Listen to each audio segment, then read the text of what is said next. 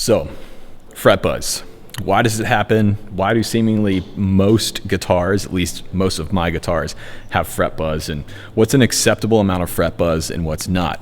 To answer that question, I came down to Righteous Guitars, my local guitar shop here in Alpharetta, Georgia, and we're going to talk to my friend Ben Calhoun about fret buzz. And actually, I just had a new guitar of mine set up here, a new Esquire that I got from Fender. So we're going to take a look at that guitar, a few other guitars, and talk about fret buzzing, the common causes of it, and how to fix it on your guitar at home. So, fret buzz. Yes. How much is acceptable? When do you know you have an actual problem? Right. So where do we start? Well, I guess we start by talking about what it is and what it isn't, right?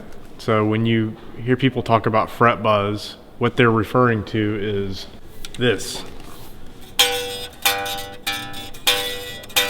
If you can hear that, I'm sure you can.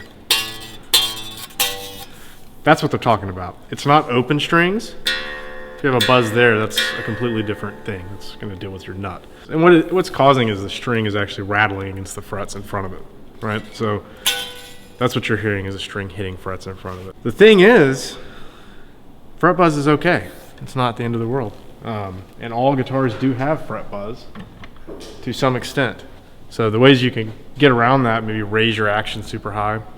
If you do raise your action super high, you're going to have intonation issues, for one, and it's not going to be fun to play. If you get a guitar and it has a little fret buzz, the first thing to do would be to plug it into an amp and actually play the guitar and see if it is noticeable while you play it. And not like this, you know, not doing this number. You hear that buzz? I can't think of a time that you would play like that in an actual environment. But this guitar, there's nothing wrong with this guitar. It sounds unbelievable plugged in, but yeah, it's got a little buzz plugged out. So, and there are aspects of it, like the relief in the neck has to be set properly. So that's the curvature of the neck. It can't be perfectly flat, but you want it pretty close to flat. The action needs to be proper. You can't, you know, we get this request a lot, like, hey, get the fret. Actually, I think on your work order it said as low as possible without buzz. Yeah. I think is what it said. So we get that a lot. Super low action and no buzz. You can get super low action. Actually, check this out. That Jag. Yeah. Last night I was setting it up because I was going to do a little video. And notoriously, I'm not a Jaguar guy. It's not my type of guitar. This guitar's action is incredibly low. It's at 2/64 on the high E string. Sounds great.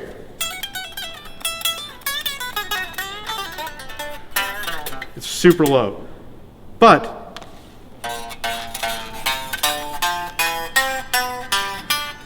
buzz everywhere, acoustically. It sounds fantastic plugged through an amp. Getting your action incredibly low like that and expecting it not to have any buzz is just, it's really not realistic unless you have a super soft touch.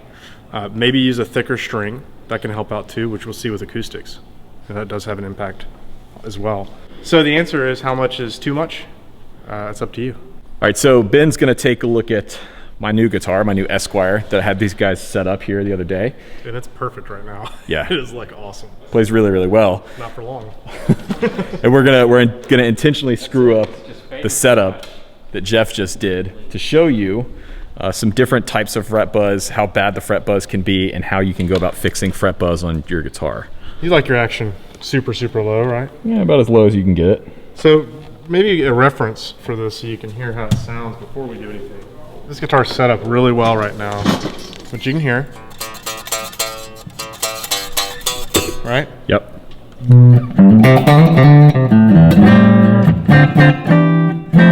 These nines. So if we go ahead and just undo the setup that I just paid for? Yeah, we'll redo it. Cool. No, Jeff will redo it. I'll undo it and hand it back to Jeff.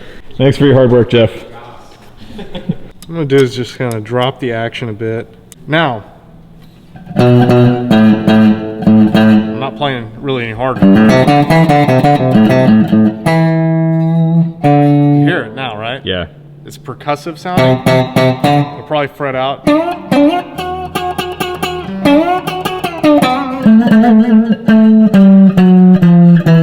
So when we set up a guitar to our spec, when we're done and we're playtesting guitar, we'll go through and play each note, but we're listening for that. Good sustain, good voice.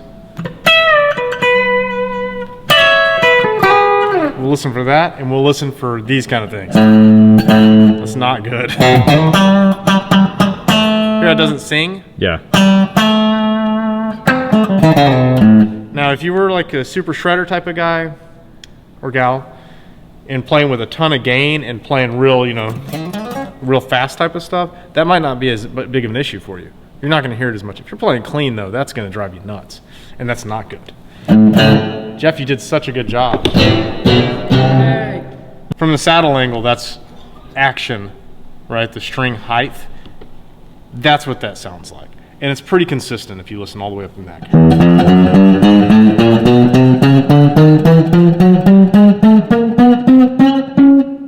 Except on that, because there's no fret to buzz in front of it, right? So the next thing that might be causing your buzzing issues, aside from the saddles, is the curvature of the neck. With that, you want your neck to be almost straight. A little bit of clearance so it can vibrate. If it's too loose and your neck's curved like this, right? You're going to notice that there's not really any buzz right here, but in here is real crazy buzzy in the middle of the neck. And then it'll start to taper back out here. If it's too tight, so the neck's backbowed like this, it's going to be kind of the opposite, real buzzy right here, and it'll be just fine right here. We're going to play with this one. We'll crank it both ways.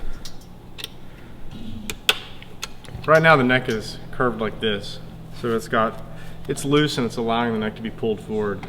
So probably going to sound okay right here and not real well right here. So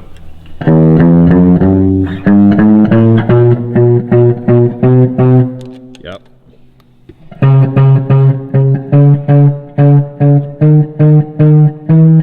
Smooth back out up here.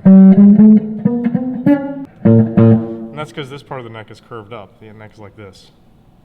You're holding it like this. And I mean, it is real curved. So now I'm going to crank it the other way and put backbone in the neck. So we should point out that if you're not comfortable adjusting your truss rod or working on your guitar, just take it down to a local shop, your local luthier.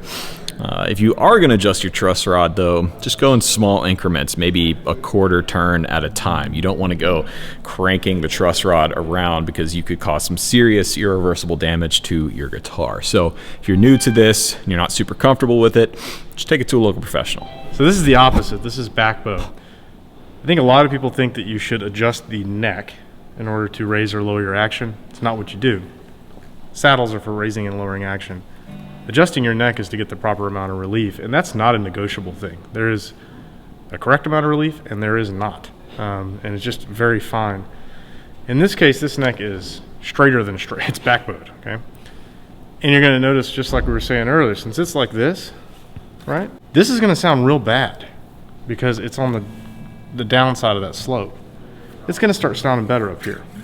And it's unplugged, like acoustically. Oh my God. Hear it smoothing out? Yeah. And plugged in, not good. Well, listen up here. And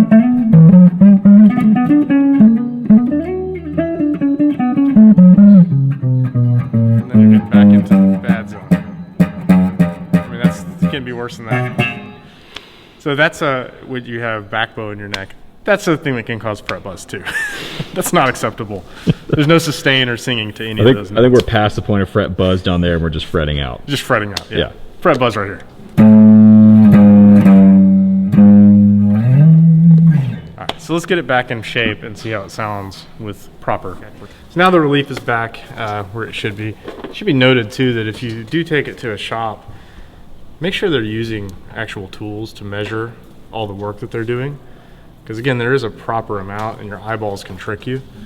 After doing this for years and years and years, I can tell you some days I was like really on, and I would do just like the best work ever, and some days I wasn't so great. As long as your luthier has, you know, a method to it that's not just feel and eyes, then you're probably in a pretty good place. So this guitar is now set back where it should be, and here it is with no sound or no amp. Hear it, right? You can hear a little bit of that buzz. You know what you can't hear?